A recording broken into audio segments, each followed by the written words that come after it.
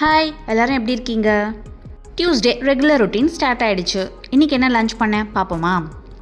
Daily lunch back பண்ணும்போது ஈஸியாக பண்ணணும், ஹெல்த்தியாக பண்ணணும், குயிக்காகவும் பண்ணணும் அப்படி யோசிப்போம். அப்படி தான் நானும் சொல்லுவேன். ஆனால் என்ன தான் ஈஸியாக பண்ணாலும் வேனை விட்டுட்டோம்.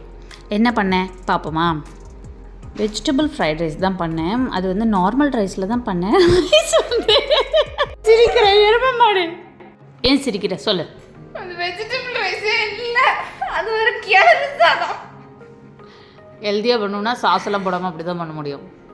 சாஸும் இல்லை, ஒன்றும் இல்லை, அது வெஜிடபிள் ரைஸும் இல்லை, அது பிரிஞ்சி கூட இல்லை. பிரிஞ்சினா தக்காளி சோறு கலரில் இருக்கணும். நான் பிரிஞ்சி சொல்லவே இல்லை. It's a healthy vegetable fried rice.